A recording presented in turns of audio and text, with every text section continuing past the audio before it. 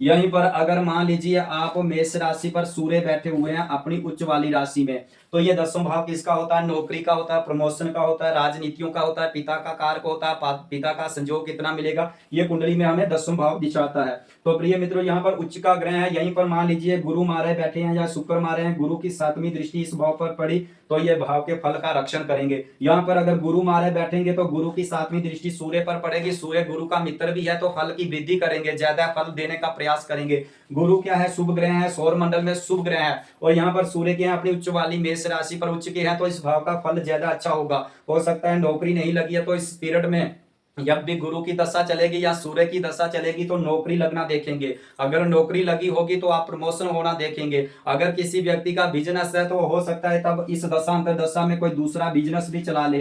तो कुंडली में आपने स्थिति देखनी है, अगर मित्र राशि का है तो अच्छा है, अगर मूल त्रिकोण में है तो अच्छा ग्रह है, उच्च का है तो अच्छा है, सम राशि का है तो अच्छा है, शुभ ग्रहों की दृष्टि है तो अच्छा है, उस भाव का बल बन जाता है, यानी उस भाव का फल जीवन में एक अनुभूति होगी, अनुभव होगा कि हाँ वह ग्रह हमारी जब भी दशा अंतर दशा चली तो जीवन का रक्षण हुआ, यानी जीवन में अच्छा हुआ, हमारे जीवन में उस चीज की एक अनुभव हो गया। तो प्रिय मित्रों, इस तरह से कुंडली का फलादेश करते समय दूसरी चीज देखिए, यहीं पर अगर कुंडली में सूर्य की वजह शनि महाराज बैठ जाएंगे, शनि महाराज क्या हो जाते हैं? मेष राशि पर नीच राशि में आ जाते हैं, तो वह किस भाव में बैठे हैं? दसवें भाव में बैठे हैं। दसवां भाव नौकरी का हो सकता है, तो हो सकता है व्यक्ति की कुछ शुभ दृष्टियां पड़ने पर नौकरी का योग बनेगा, लेकिन शनि महाराज अपनी यहाँ नीच राशि में है तो आपका एन वक्त पर आपको वह नौकरी नहीं मिल पाएगी, क्योंकि शनि जब भी नीच राशि में बैठता है तो उस भाव के फल को कमजोर कर देता है।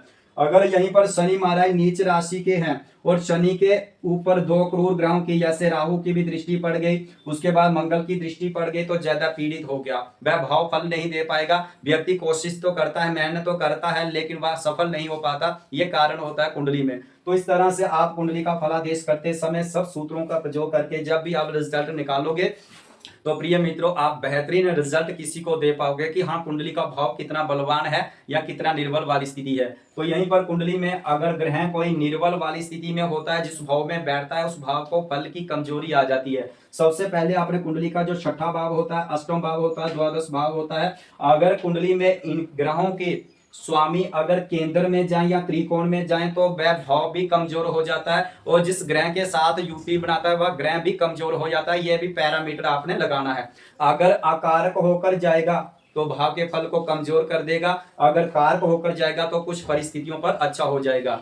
कारक होकर जाता है तो कैसे बनता है, अकारक होकर जाता है तो कैसे होता है? प्रिय मित्रों, अगर कहीं ग्रह एक राशि के स्वामी होते हैं, अगर एक ही राशि पड़ी है, जैसे यहाँ पर 4 नंबर की राशि है, इसका स्वामी कौन हुआ? चंद्रमा है, तो चंद्रमा है जहां जाएंगे तो ये कारक अकारक होकर जाएंगे तो फल उस भाव के फल को कमजोर कर देंगे। जैसे यहीं पर अगर शनि शुक्र महाराज एक मकर राशि के स्वामी होते हैं और दूसरा कुंभ राशि के स्वामी होते हैं, यहीं पर अगर 10 नंबर की गिनती होगी, यहाँ पर 11 नंबर की होगी, और यहाँ का स्वामी अगर कहीं केंद्र में या त्रिकोण में जाएगा तो लेकिन वो भाव के फल को कमजोर नहीं कर पाएगा, यानी ना तो भाव के फल को वृद्धि कर पाएगा और ना वीक करेगा, लेकिन कुछ परिस्थितियों में वह ठीक रहता है, ऐसा मान के चलिए। क्योंकि कोई ग्रह अगर कारक में आ जाता है, केंद्र में आ जाता है या त्रिकोण में आ जाता है, वह